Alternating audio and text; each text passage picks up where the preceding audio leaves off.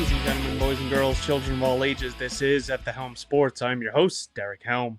Thank you for joining me for episode 176. Please be sure to follow and subscribe on Apple Podcasts and Spotify. Leave those 5-star reviews if you're watching on YouTube. Hit that like button, subscribe to the channel. Down in the comments section, let me know. Were you on Minwoo last week? Because I was. We got the second outright of the year.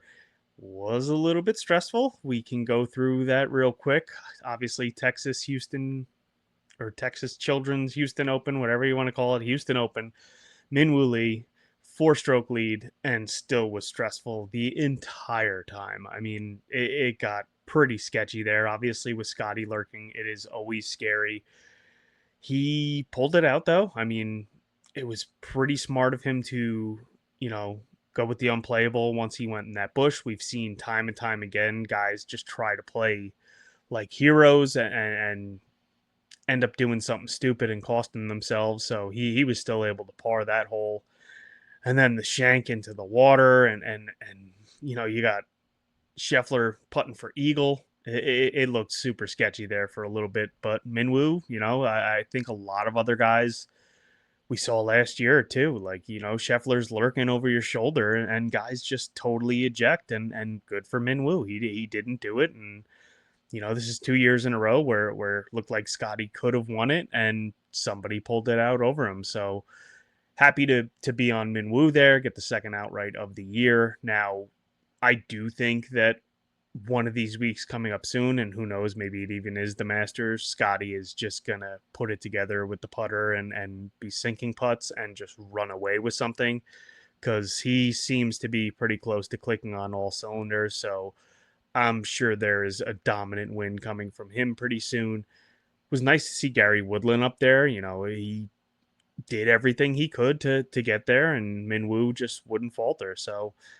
like to see Woodland playing good golf again and maybe again in the future. I do think some people will be on him this week. Don't know if I'm going to get there, but we can get to that next. But second outright, also had the toasty first round leader, so that was exciting. Wyndham Clark did everything he could to get his each way, so pretty good week overall. It's nice to have some momentum heading into the week before the Masters. I have had some success at the Valero in the past, and obviously that's what we're going to dive into now is the Valero Texas Open.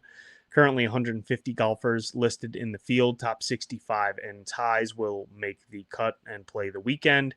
Now, last year was Bhatia. I was on Bhatia. He defeated Denny in a playoff. Now, obviously, this was where Akshay did the fist pump and hurt his shoulder, basically dislocated his shoulder, I think, which he's had issues with in the past, and had to get massages on the playoff hole walking down 18. And Denny chunked his chip or his wedge, and Akshay went on to birdie the hole and went on to win. So it was nice to be on that one there, and obviously it got a little bit sketchy down the stretch. Denny was on absolute fire. I think he birdied 8 of his last 9 holes. Now, both of them shot 20 under, which was far and away the best. The next closest was Rory at 11, so it just looked like the two of them were playing a totally different course. 2023, we had Connors, who I was also on, so have back-to-back years of the outright winner here. Connors shot 15 under. He gained just under 10 strokes on approach, so he played extremely well that year. Now, obviously, that was his second time winning here. Connors only has 2 career wins, and both of them came at this course. So also won back in 2019.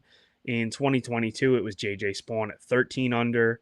2021 was Spieth at 18 under. Now, I was on Spieth that year too, so I've had some success here over the years, and hopefully we can run it back again this year and hit some back-to-back winners here. Now, the Valero is played at the Oaks course at TPC San Antonio. Generally plays as one of the more difficult courses on tour. It was designed by Greg Norman with the help of Sergio Garcia. 7,438 yard par 72, Bermuda greens, but do have the POA overseed similar to what we've been seeing over the past couple weeks. Only 3 water hazards, but there are 64 bunkers. They are very large, sloped. We could see a lot of awkward lies out of those bunkers, so Definitely want to keep an eye on that. And then there are also native areas here with some desert, rocks, trees. So definitely don't want to get too wild off of the tee, because if you're in these native areas or rocks, not going to work out well. But as I said, generally plays is one of the 10 most difficult courses on tour. A lot of that is weather dependent. Obviously we saw 20 under last year from those two, but the rest of the field was not really there. But it can get very windy here. Obviously, you want to keep an eye on the weather. Probably shouldn't have filled out my entire outright card already on a Monday evening, but we could potentially get some weather here. It looks like Thursday is going to be pretty good, but potential for some possible storms on Friday and Saturday. So we got to keep an eye on that. Obviously, that can change. It's only Monday night, so we don't want to get too far ahead of ourselves on that. But I would say before setting your lineups and before making the bulk of your wagers, unlike I did, probably take a look at the weather. 2015 was that year where 7 golfers withdrew in the first 2 rounds. It was just carnage with how much wind it was. But then obviously in 2019 and last year, we had scores of 20 under. So weather plays a huge part here. We have 4 par 3s. 2 of them are 170 to 185 yards, 2 of them over 200 yards. So they could play pretty difficult. The 13th is a 241-yard par 3, only an 8% birdie rate, which is the lowest on the course. So probably not going to be getting too many birdies on that one. You really just want to tread water on those par 3s, especially the longer ones. Obviously, we have 4 par 5s.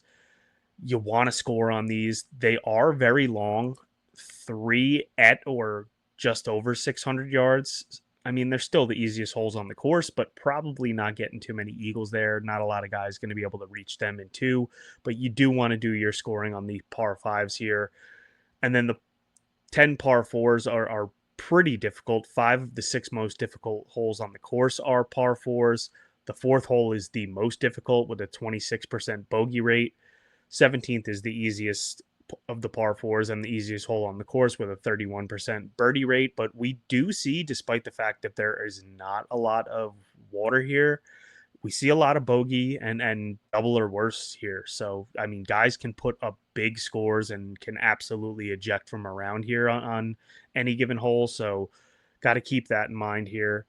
Distance over accuracy for the most part. Not easy to hit these fairways. Only 55% of fairways are really hit here. The average drive comes in over tour average at 284 yards. So, really, guys are looking to bomb it off the tee. As I said, it's hard to hit fairways here, but you don't necessarily, it's not the end of the world if you're missing fairways. It's just, as I said, you don't want to go too wide off the tee here and be in these native areas hitting off of rocks. Mid to long irons are an absolute must here. 20% of approach shots coming from 150 to 175 yards, 18% from 175 to 200. And then we have another 18% from 200 plus. So definitely want those mid to long irons. On some of those longer par 5s, we will see some wedge shots here. We have some long holes where guys are going to have to lay up and try and get themselves in a range of a number that they like and hit those wedge shots. So it's basically just, there's not a pocket of approach shots that you want to specifically look at this week. Just want guys that are definitely good with the ball striking here. A little bit of distance definitely helps. If it gets windy, you're gonna probably be missing greens here. Only 58% of greens in regulation here. So definitely going to have some missed greens, some around the green going to come into play, some sand saves. So definitely keep that in mind. But what we've seen recently is just guys that ball strike. I mean, Connors, obviously, Bhatia, JJ Spawn, these guys are hitting greens and making putts. So if guys can do that this week, they should be in pretty good shape. So the key stats that I'm looking at are strokes gained ball striking. Throwing a little driving distance in there is just a tiebreaker. I wouldn't say that it's the end all be all here. As I said, just Bhatia, Connors, JJ Spawn, those guys aren't the longest off the tee. Definitely want some par 5 scoring and opportunities gained here. If you can get guys that can create scoring opportunities, get it inside of 15 feet, that's going to go a long way this week. If we look at what the cut's been over the last couple years, 2024 was +2, 2023 +1, 2022 was even, and 2021 was +3. So we haven't really had anything under par. But if we dive into some of my bets here, as I said, it's Monday and I filled out the whole card already. Now, I really was looking at going with potentially Connors. I just didn't really love the number there. So I went back to Batia. Obviously, it's tough for guys to go back to back here, but I have Spieth, I have Batia, and I do like their numbers at 28. I do think that they're healthy numbers, and Spieth obviously has won here. Batia has won here, so guys are playing well. I was back and forth between a Connors and a Spieth or a Connors and a Batia, but I have feelings about Spieth.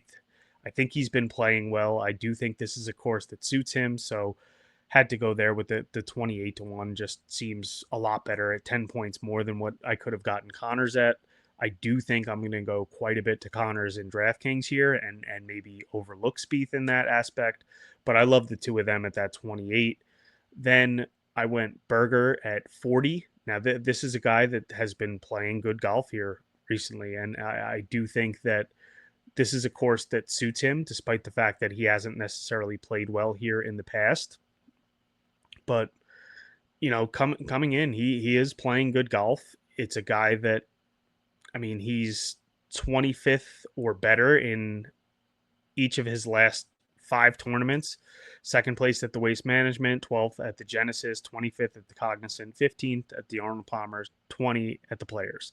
Now, obviously, those are a couple putts here and there, a couple strokes here and there, where those could easily be top tens. So I do like Berger here quite a bit, and I think if he can get going with the putter and ride some irons, I definitely think that he can make some noise here. Then I went with Tom Kim. This is basically just a gut feel. We want ball strikers here, and obviously Tom Kim is definitely that. It just comes down to him whether or not he brings the putter this week. We know when he does putt well, he has a serious chance to win a tournament, and obviously second on approach over the last 24 rounds. We know he's going to be hitting greens and playing well there. Eighth in opportunities gained. As I said, if he can hit those putts, he's definitely going to be there contending. Got the top six each way on him as well. Bud Cauley at 50-1, also with the top six each way. This is another guy just playing very well lately. He's eighth in strokes gained ball striking, 11th around the green. So even if he is missing greens, he can make up for it there. So I do like him coming in off of some good performances here with a sixth place at the Players and a fourth at the Valspar.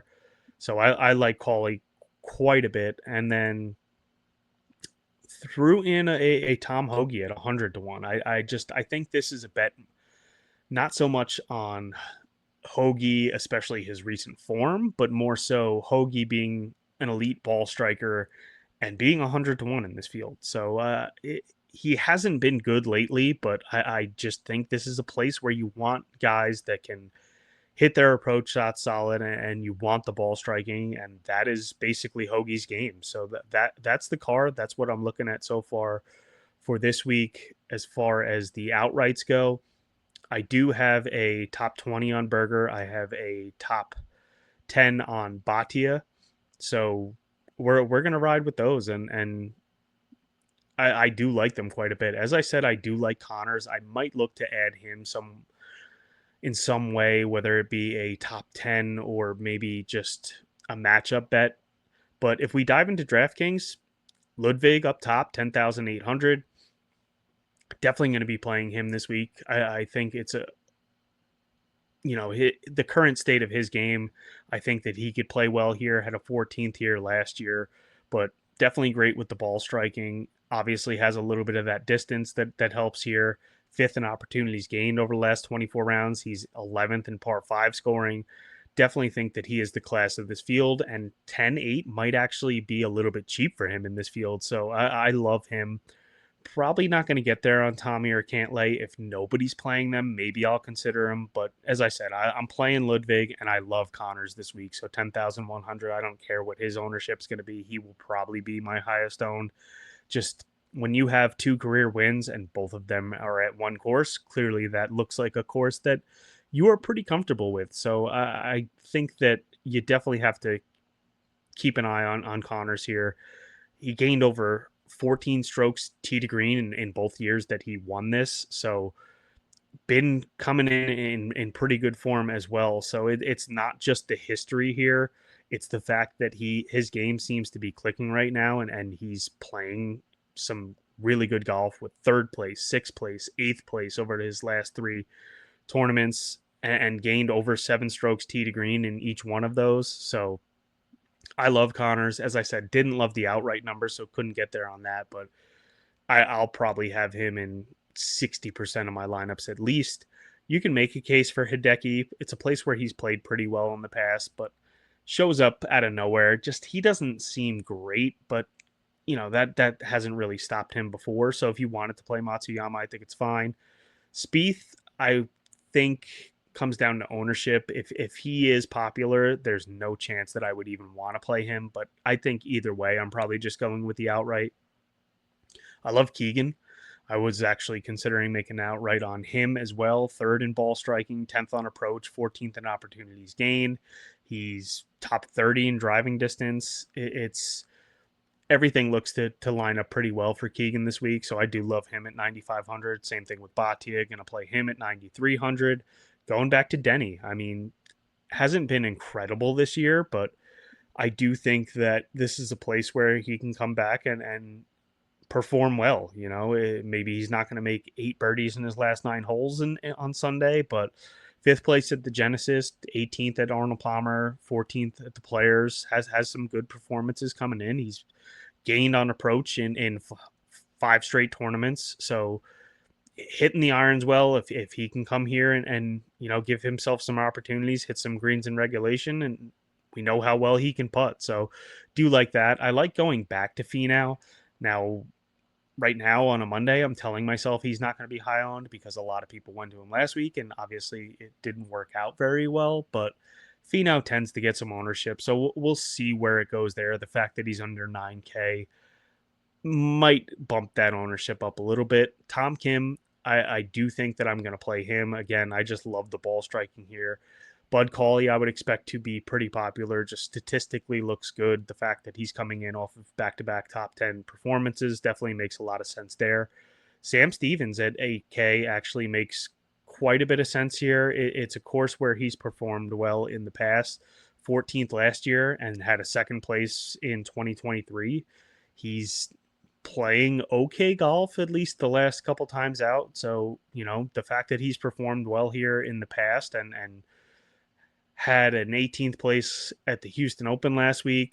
He's gained off the tee. Obviously, a place where you can bomb it out there and don't have to worry about too much hitting too many fairways. I think is a course that suits him well, and it reflects it in the way he's finished the last 2 years. Ben Griffin trying to get into the Masters field, 7,900 for him. I don't think is a bad price there. Another guy that's good on approach. He's second in good drives gain there. So, I do like Ben Griffin and the current state of his game.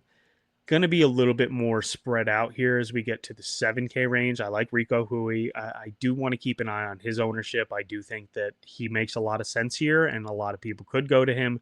Probably going to play him regardless, but just curious to see what his ownership comes in at. He's first in ball striking in this field, so we want ball strikers. He definitely fits the bill there. 7th in the opportunities gain, 15th in good drives gain. Like what Hui's been up to. And then Brian Harmon, I feel like this could be an okay course for him. I just don't know if I'm going to be able to get there. Charlie Hoffman always plays well in Texas, and I'm definitely going to go back to him. It hasn't really been great here the past couple years, but he second place finishes in 2021, 2019. Just a guy that always shows up in Texas. Actually been playing pretty good golf this year. Not really too many high-end finishes, but I just think that this is a place that he's comfortable, and his current state of his game is worth a play there at 7,400. As I said, Hoagie, I'm going to play 7,400. Haven't really made up my mind on Justin Rose yet. He just good performance, bad performance so far this year, but he's coming off a miscut, so maybe it's time. Maybe he's due. We went third at Pebble, miscut Genesis, eighth at Arnold Palmer, miscut Players. So now he's due for another top 10, right? So maybe Justin Rose might make the player pool. Isaiah Salinda, I do like the current state of his game. 12th in ball striking over the last 24 rounds. Got a little bit of driving distance, so I do like that. I think 73 is a good price for him. Love Vic Perez here at 7,100. He has been playing pretty good golf here, and at only 7,100, I mean, you got 18th at the Cognizant, 22nd at Valspar, 18th in Houston. Been striking the ball pretty well, so I don't mind him here. And as I said, I think it's a really good price for him. Don't really love too much in the 6K range. If I'm going to play some 20 max, I'll probably go to Thorbjornsen 7K. I believe in his ability. He hasn't really shown it yet on tour, but I think he's fine to go to. Rio Hisasune, I'm going to go there 7K. Obviously, didn't play too great last week after having a great performance the week before, but I'm fine with him at 7K. Joel Damon, I love here, 6,900. Last 2 weeks haven't been great, but we do know that this is a ball striker, and second in opportunities gained, fifth in good drives gained. He's seventh in ball striking. Want ball strikers, that is Joel Damon, has played well in Texas in the past and has played well here. So actually, no, sorry, hasn't played too well here, but I do think the current state of his game, he could be all right here. And then last, probably lowest I'm going to go is Ben Martin, 6,700. He hasn't been playing well, but seventh place and 10th place the last 2 years here at TPC San Antonio. So I'm fine going to him. Probably the lowest that I will dip down there, but that's pretty much what I'm looking at for the DraftKings pool this week. Gonna have some Masters coverage coming up. Obviously, we are a week away from that. I do think that with Live Miami coming up, you definitely want to pay attention to that. Most people, the Live guys are out of sight, out of mind, but you definitely want to keep an eye on what they're up to. Might even just do an article of what they've been doing so far this year, just to catch people up on what those guys have been up to, because obviously some of them are going to play a major part in the Masters next week. So keep an eye out for that on thehelmsports.com. Might do a quick little, maybe 15-minute breakdown of Live Miami and Doral and all that good stuff, but no promises. But definitely going to do something as far as Live players and golfers and what they've been up to lately, so that can catch you guys up on that. But that's going to do it for this week. As always, thank you for listening. Check out thehelmsports.com, my bets tab. We'll have everything up there Wednesday evening. themadlabmma.com. As soon as I make a bet, it goes right into the Discord there, so you can check that out there. But that's going to do it for this week. I'm your host, Eric Helm, and remember, Stefan out there.